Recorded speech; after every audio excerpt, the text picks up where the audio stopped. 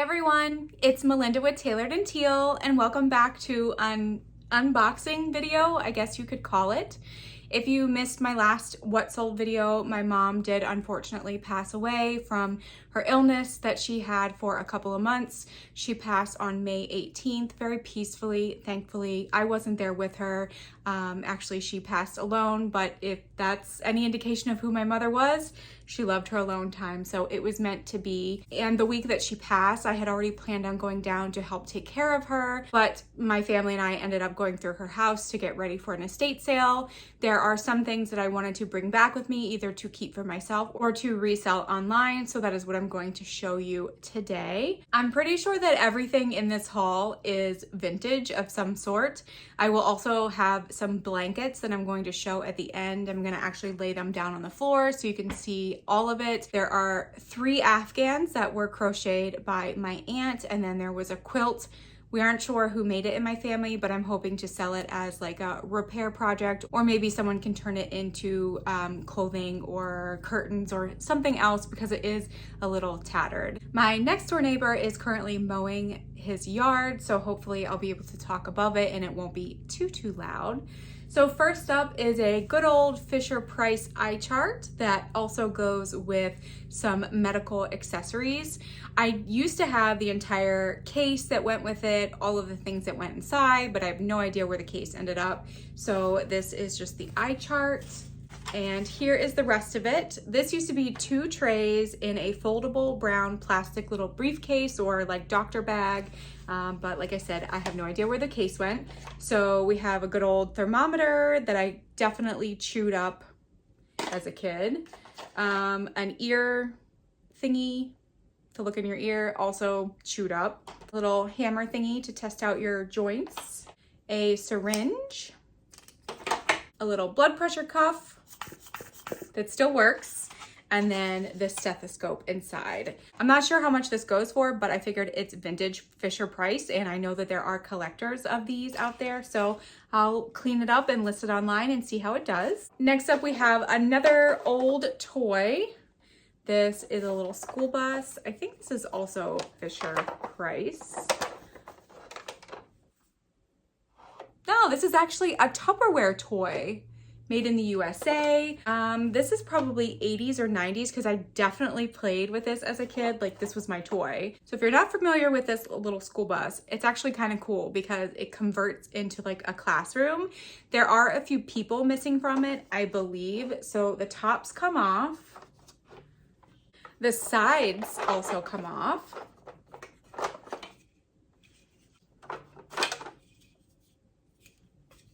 The back comes off. Somebody wanted $8 for this. And then there's little people inside. And then what you can do with these pieces is you can flip them backwards so that when you take your kids out, you can place them in front in their little school desks and pretend it's like a little classroom. And there are different scenes on the back of the tops of the bus.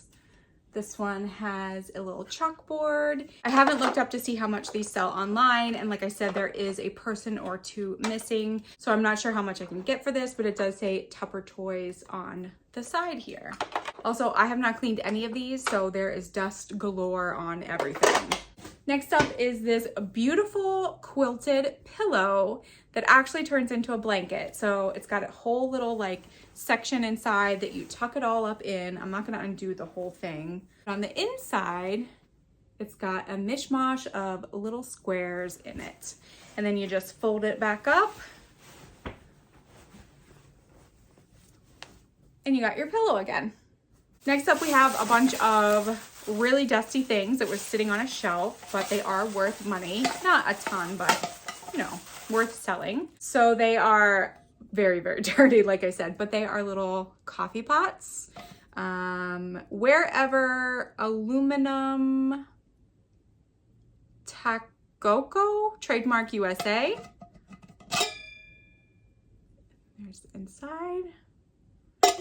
My mom never actually used these. These were all just for display. So here's another one. But this one is like almost like a French press in a way. It's got the little strainer up here. It might be like a percolator type situation. This one is made in Hong Kong. And then the last one is kind of the same style as the first one, just a little bit bigger. And this one said, oh, that's just a patent number. And then this one is also Wherever Aluminum, made in the USA. And there's the inside of that one. Next up, we have a bucket of goodies. So first up, we have the Notorious Vintage Lady head. She is also a vase, or whatever you want to put in her. She does have some like scuffing or pen marks or something down here and around her neck. But other than that, I don't think that she has any chips or cracks to her. She just needs a good cleaning. And this says Napco Wear C7494. Next, we have this very heavy glass swan. I don't think it's crystal, but I'm not sure if you can do the ping test on things like this or if it's just glasses, but I don't know. But it's in good condition besides obviously needing a good cleaning. And on the bottom, it says 24% lead crystal. So there's my answer. I should have just looked at the bottom. Made in West Germany. It does have some type of signature on the bottom, but I am not exactly sure what that says. But on the sticker, it does say a Teleflora gift. So there's the swan. Next up is a vintage camel lighter. I do not know much about lighters, but I know that camel stuff does pretty good. It does not work and it doesn't even flick anymore, but you would be surprised that people who are collectors will still buy them. Some people even will restore them. Next, we have an Avon product that is still in the box. It is a Country Fresh Pie Pomander with 6 apple pie scent cones. She does not have her scented cones anymore, but she is very cute. At first, I thought she was something similar to a pie bird, where there's little holes that the steam comes out of, but she had a base to her. You would actually put the incense down here and you light it, the incense burns up and then comes out the little holes in the pie. Next up, we have a gum wrapper little wristlet or wallet thing. This is new with tags. Oh, well, it was new with tags. It just came off. I'll have to attach that back on there, and it is completely empty inside. I'll put the tag in, and there's that. Very cute. Then I have a blue Willow tin container that definitely needs cleaning. On the bottom, it says container made in Great Britain. And then the inside is like for whatever you want to put in it. Band-Aids, spices, toothpicks, that kind of thing.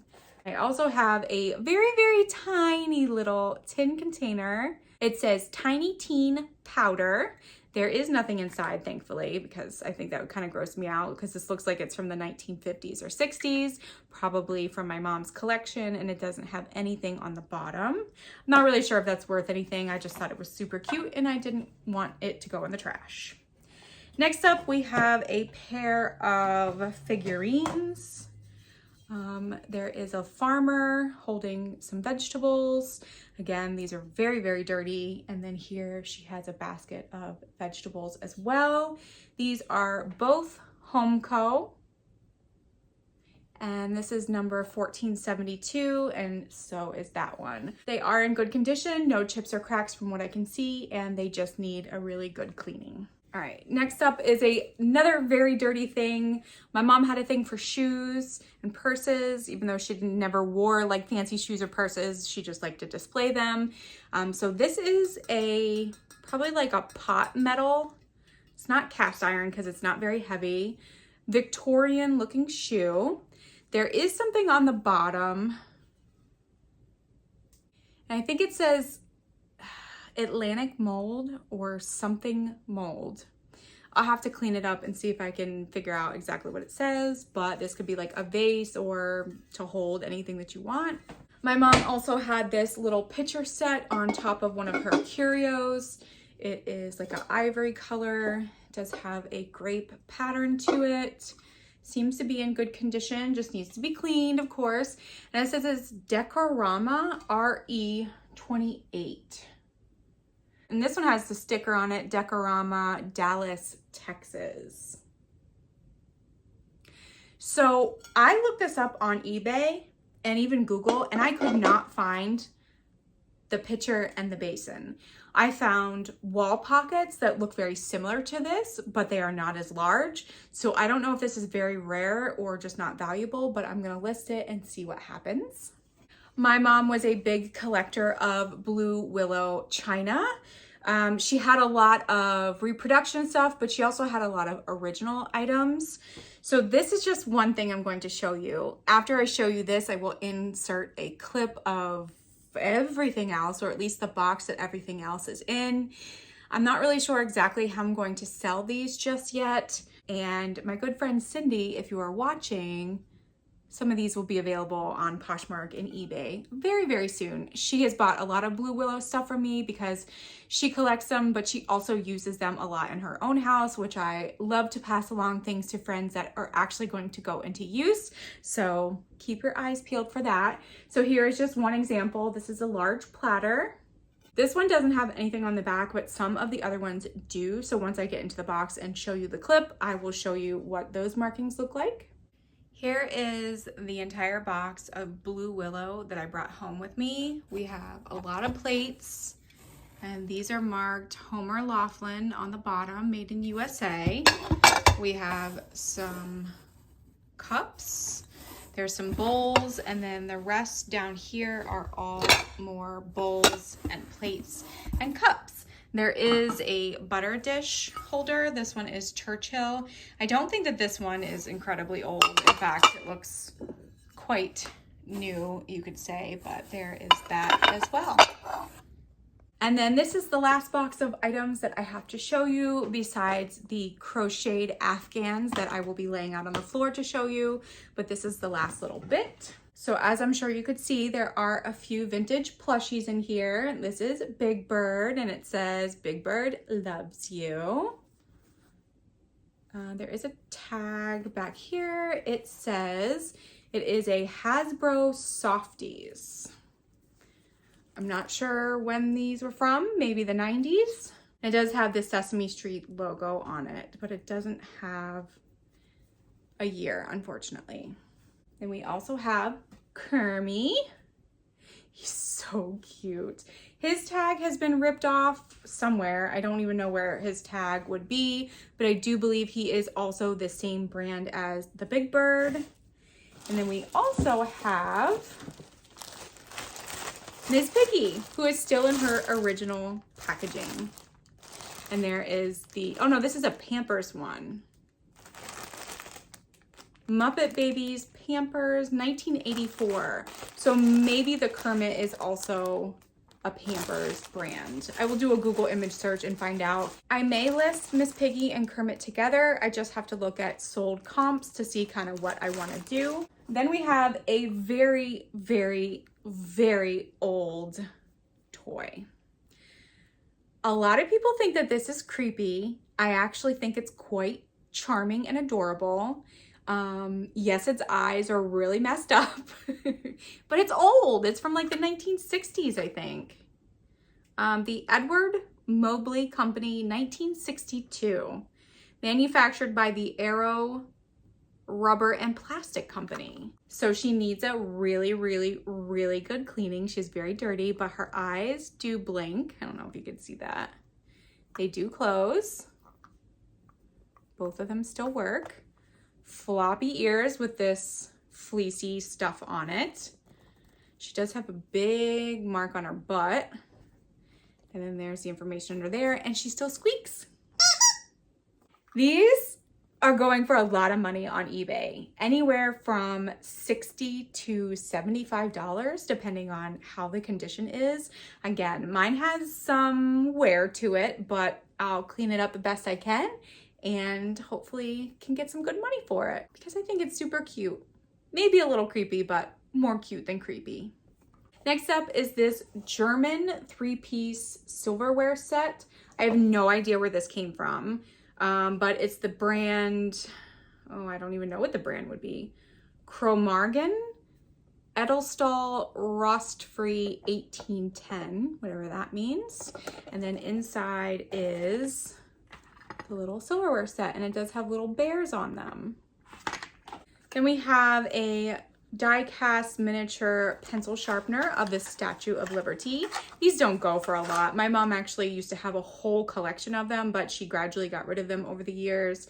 But even if this only sells for like $5 or $6, better than donating it or it going into the trash, I suppose. There's also another baby spoon. This one is Mickey.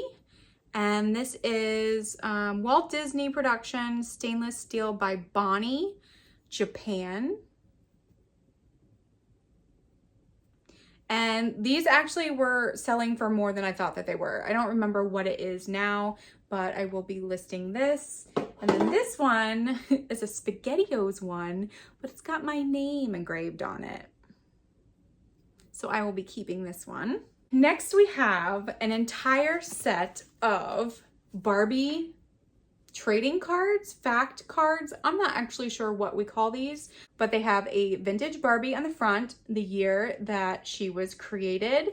And then on the back, it has fashion facts, Barbie facts, and fun facts. It was really fun going through all of these cards to see what Barbie had been wearing over the years. And this is a complete set. I did have a set of this sell on Mercari, like when I first started reselling. I think they sold for like $20 or $22. I'm hoping to get a little bit more money because of the whole Barbie movie thing, but we will have to see what these sold comparable listings look like. Next up is a baby book. So this quilting was made by somebody and put on here. It doesn't actually belong to the original book. At least I don't think it does, because it completely comes off, which I probably will remove it. But this is a baby book that is not used. It is vintage. Not a single pen mark or anything in it. And it is The Baby's First 6 Years by the Menninger Foundation, Golden Press, New York, from 1972. And then the last thing I have to show you before getting into the crocheted Afghans or blankets is a whole bunch of Tupperware items. So my grandmother, my mom's mom, was a Tupperware dealer or hostess, whatever they called it back in the day, from the 1960s and into the 1970s. So this was her brown envelope style little like brochure holder. This is Tupperware home parties. And then inside I have a whole bunch of Tupperware brochures and pamphlets. First up is this little scarf that is a Scottish Tupperware distributor.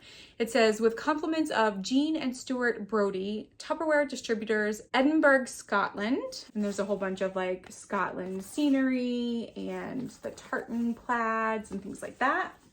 Then we have a whole bunch of Tupperware party games. Let's see, Tupperware home party pamphlets. Tupperware and You. I just love the graphic on this. Tupperware opportunities. Replacement parts catalog. More party games. This one's from 1956, Tupperware party games. This one that I showed you was 1969. And then we have a Tupperware Cinderella pamphlet from the Jubilee of 1968. Blast from the past. A little information. Oh, Jerry Vale was there. So were the Arbors, Vonda K. Von Dyke, Sharon Elabash, and Jack and Sally Jenkins. And then here is kind of like the events that were happening during the Jubilee. And then you could get autographs from all of your friends over here. Then here is a Tupperware catalog.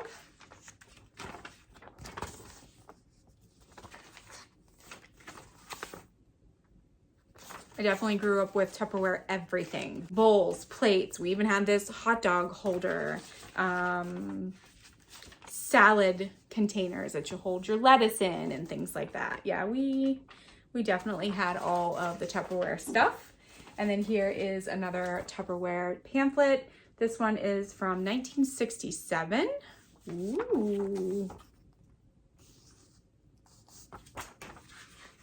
They were called dealers because it says be a Tupperware dealer.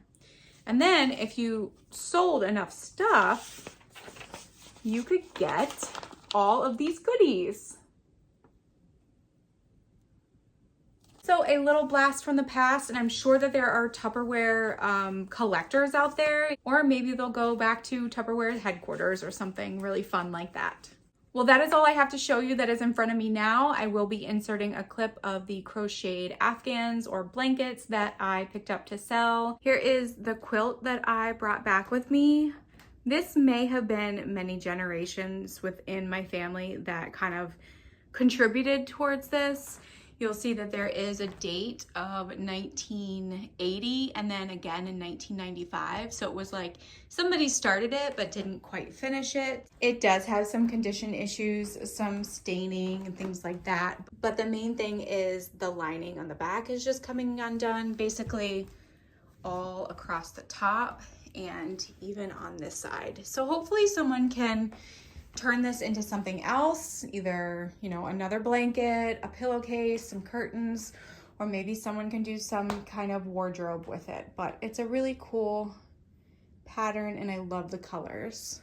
And then here are the 3 crocheted Afghans. These 2 granny square blankets are unused. They were literally just crocheted and then put a price tag on to sell at craft shows. This one, I've never seen this pattern before. It is so cool, but it has been used and it does have some pilling to it. So I have to, you know, give it a little TLC before I can list it. But I think that these all will do pretty well. Granny squares are still popular, so I don't think that that will have a problem selling. And this one is just beautiful. Well, thank you so much for tuning in and watching this video. If you know anything about the items that I've shown, please leave a comment down below, or if you remember it from your childhood. I love it when certain items unlock those core memories from childhood, and it just kind of gives you the warm and fuzzies. So I definitely would like to hear from you. Again, thank you so much for watching, and I will see you in the next video.